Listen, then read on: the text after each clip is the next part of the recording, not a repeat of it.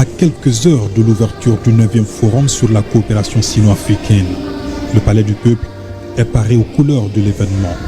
Un banquet de bienvenue est organisé dans le grand hall pour accueillir la cinquantaine de chefs d'État et de gouvernement du continent.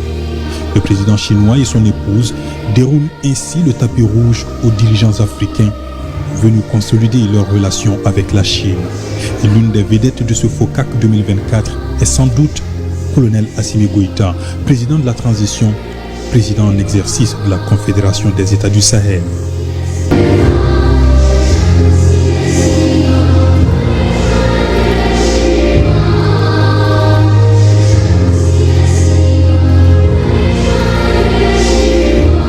Au son d'une musique de bienvenue, le président Xi Jinping partage un moment convivial avec l'ensemble de ses invités de marque.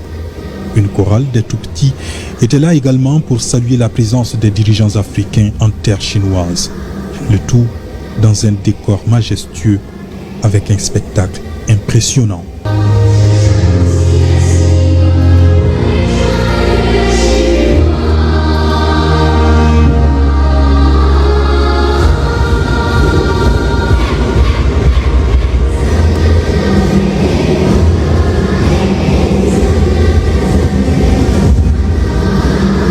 Le 9e FOCAC ouvre ses portes ce jeudi avec un discours liminaire du président Xi Jinping. Il devrait annoncer un nouveau programme de coopération visant à promouvoir la modernisation de l'Afrique à travers un partenariat gagnant-gagnant. Le Mali et la Mauritanie sont deux pays frontaliers. À Nouakchott comme à Bamako, les communautés maliennes et mauritaniennes vivent en parfaite harmonie, et c'est là depuis des millénaires. Présent en Chine pour prendre part au FOCAC 2024, le numéro 1 mauritanien et le président de la transition, le colonel Assimi Goïta, ont eu une entrevue. Les deux personnalités ont passé en revue les rapports de coopération et parlé des perspectives de projets communs. Ils entendent renforcer la coopération militaire, diplomatique et commerciale entre nos deux pays. Une autre rencontre de taille dans l'agenda de la journée de ce mercredi du président de la transition. Le colonel Assimi Goïta retrouve son frère du Togo, le président fort Ezozima Gnassingbé. Le Togo, sous le leadership de son président, s'est beaucoup impliqué dans les différentes médiations au Mali. Lomé et Bamako ont une convergence de vues approfondie sur des questions d'intérêt commun d'ordre bilatéral et régional. Durant leur entretien, les deux présidents se sont montrés très ouverts et favorables au bon maintien des relations de fraternité et d'excellente amitié entre nos deux pays. Faustin Archange Touadéra, président de la République centrafricaine, a bouclé cette série d'audiences du président de la transition. Les deux hommes d'État ont passé en revue les points de collaboration futurs entre les deux nations. Tout comme le colonel Assimi Goïta, le président Touadéra est venu prendre part au FOCAC 2024. Le pays dispose de nombreuses ressources naturelles, notamment l'uranium, l'or, les diamants, le bois et le pétrole. À travers ces échanges, Bangui et Bamako vont certainement renforcer les relations d'amitié déjà existantes. Aujourd'hui, au Mali, la question des infrastructures routières, de transport et d'électricité figure parmi les priorités des autorités de la transition. C'est à ce titre que le colonel Assimi Goïta a instruit la réalisation de différents chantiers à travers le pays. Le dernier en date est le lancement à Bamako de la RN27 pour un coût de réalisation de plus de 33 milliards de francs CFA. La liste n'est pas exhaustive car la même volonté prédomine aussi dans les régions. Et pourtant, le président de la transition ne veut pas s'arrêter en si bon chemin. Pour lui, le développement de ces infrastructures favorisera la croissance économique et l'inclusion sociale. D'où sa visite ce mercredi matin à Beijing en Chine, au siège du groupe China Railway Engineering Corporation, CREC. L'entreprise chinoise de travaux publics a une expérience avérée de plus de 40 ans. Elle est plus connue au Mali à travers l'une de ses filiales qui n'est autre que la COVEC.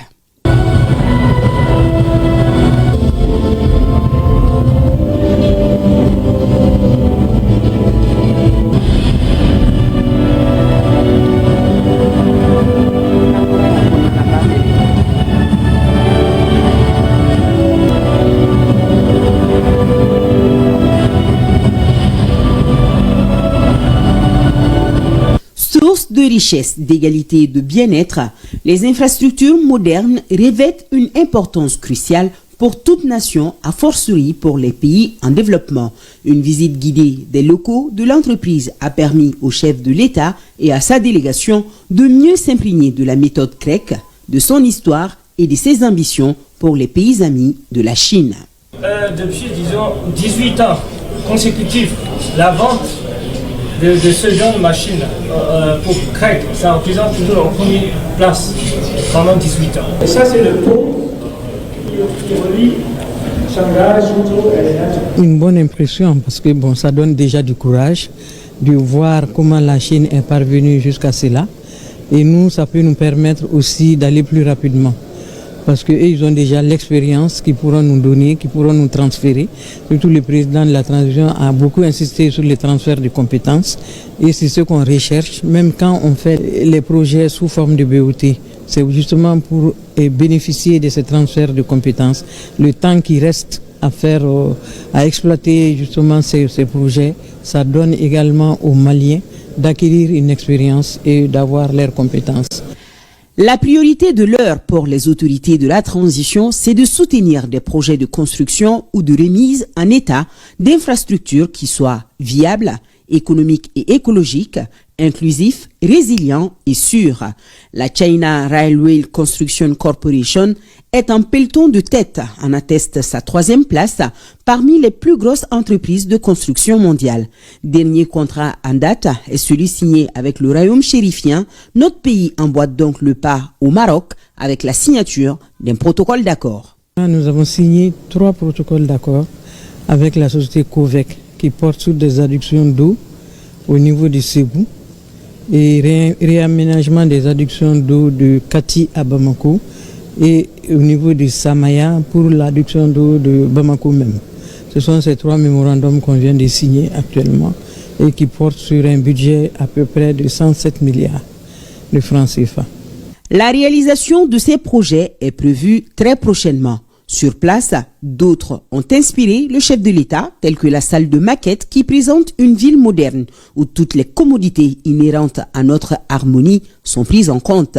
Bamako peut le devenir très bientôt. En tous les cas, le souhait est visible sur le visage du président de la transition, le colonel Assimi Goïta. Après l'annonce des présidents Xi Jinping et Assimi Goïta d'élever le partenariat Mali-Chine à un niveau stratégique, le chef de la diplomatie malienne est reçu à l'Agence chinoise de coopération internationale pour le développement. Abdoulaye Diop et sa délégation sont venus évaluer avec la partie chinoise le portefeuille de la relation sino-malienne en vue de l'adapter à la vision commune des 2 chefs d'État. À l'issue d'une séance de travail d'environ 2 heures, Maliens et Chinois partagent une totale convergence de vues. 我们这个讨论的这个领域啊，还是比较广的啊，因为我们和马里啊 Nous avons abordé beaucoup de domaines lors de nos échanges, car les 2 pays, on a eu une histoire d'établissement des relations diplomatiques de plus de 60 ans et on a beaucoup discuté sur les domaines de la santé, de l'agriculture, de l'énergie, de la numérisation ainsi que de l'industrialisation. Entre l'agence SITCA et votre ministère des Affaires étrangères, on va signer un mémorandum d'entente portant sur l'initiative pour le développement mondial. Et dans ce mémorandum d'entente, il y a des domaines de coopération très clairs pour le futur. Et une fois signé ce mémorandum, ça va beaucoup promouvoir notre coopération dans le futur. Globalement, les projets s'exécutent normalement. Il est question maintenant de pouvoir centrer les nouvelles annonces sur des projets structurants dans un certain nombre de domaines. Donc nos échanges ont essentiellement porté sur ça. Et ces échanges aussi se situent dans le cadre de l'élévation de notre partenariat à un niveau stratégique. Il est important que ceci puisse se refléter aussi dans le résultat de nos travaux et puis dans la cadence d'avancement des différents échanges. Nous avons aussi souhaité que SIDCA puisse continuer à nous accompagner également dans le cadre de discussions que nous avons avec Exim Bank sur un certain nombre de projets qui concernent des prêts préférentiels également. Sur l'ensemble de ces questions, nous pensons que nous avons pu lever là où il y avait peut-être des questions à clarifier. Et aussi, nous nous sommes engagés à accélérer la mise en œuvre des différents programmes. D'ailleurs, au mois de septembre, nous comptons recevoir une équipe de SIDCA qui viendra procéder aux échanges avec nous pour pouvoir procéder également à l'évaluation du projet, de la phase 2 du projet de SAFO. Autre partenariat fécond, la signature d'un mémorandum d'entente entre le ministère en charge de l'énergie et l'entreprise chinoise Sism. Les deux parties conviennent de construire à Koulikoro une centrale solaire de 100 MW. Nous leur avons suggéré déjà de désigner des points focaux de part et d'autre pour pouvoir échanger au niveau des documents et au niveau des pièces contractuelles. Ensuite, maintenant, il y aura la convention qui pourra être signée. Parce que sinon, souvent, c'est le niveau des documents qui font traîner sur 2 ans, 3 ans. Donc, pour éviter cela, nous résolvons cela. Et des points focaux, souvent même des commissions sont mises en place pour pouvoir rassembler tous les documents qu'il faut. Le partenariat stratégique Mali-Chine en perspective prend déjà corps avec une série de mémorandums d'entente signés en marge de la visite du président de la transition à Beijing. Les deux pays consolident ainsi leurs relations bilatérales avec commun, répondre aux besoins des peuples maliens